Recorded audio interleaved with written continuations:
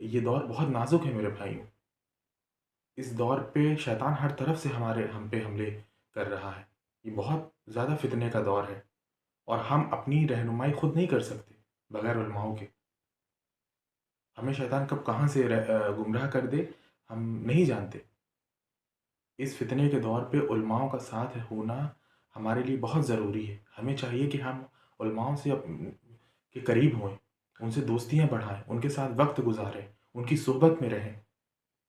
ہاں، ہو سکتا ہے کہ ہم جو کچھ علماء ایسے ہوتے ہیں کہ ہمیں وہ ہمیں لگتا ہے کہ انہیں کچھ نہیں آتا ہے، وہ تو صرف نماز پڑھاتے ہیں، یا شیطان ہمارے ذہن میں ان کے لیے وہم ڈال دیتا ہے، کچھ بھی کسی بھی طرح سے ان سے وہ ہمیں دور کر دیتا ہے، کیونکہ وہ جانتا ہے کہ اگر علماء کے یہ قریب ہوگا تو یہ اس کے لیے بہت فائدے کی بات ہے۔ تو اس لیے شیطان ہمارے ذہن میں وہم ڈال دیتا ہے، علماؤں سے دور کر دیتا ہے۔ لیکن پھر بھی صرف ہم ان کی صحبت میں رہیں گے، ان کے ساتھ وقت گزاریں گے تو پتہ نہیں کتنی چیزوں سے ہم ویسے ہی بچ جائیں گے۔ قدم قدم پہ ہمیں ضرورت ہے علماؤں کی، عالموں کی، مفتیوں کی۔ ایسا دور چل رہا ہے کہ ہر قدم ہمیں پوچھ پوچھ کے رکھنا ہے، ہر بڑھتا قدم ہمیں پوچھ پوچھ کے کرنا ہے۔ یہ اپنے حساب سے چلنے والا دور نہیں ہے۔ تو یہ اس میں آج کل نوجوانوں میں ایک یہ چیز جو عام کر دی گئی ہے کہ کریئر بنانا ہے۔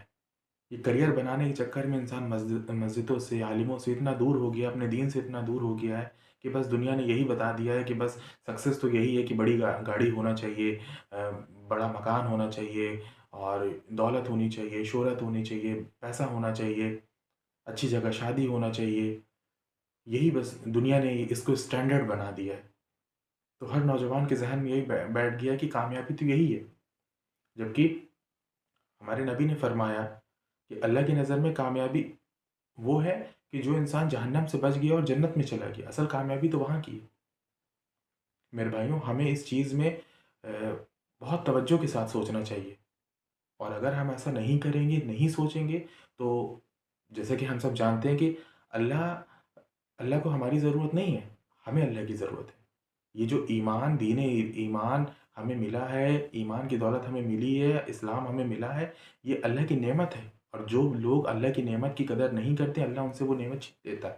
آج ہم دیکھ رہے ہیں کہ نہ جانے کتنے ہمارے مسلمان بھائی بہن مرتد ہو رہے ہیں، اسلام سے جا رہے ہیں، کیونکہ انہوں نے اسلام کی پرواہ نہیں کری، دین کی پرواہ نہیں کری۔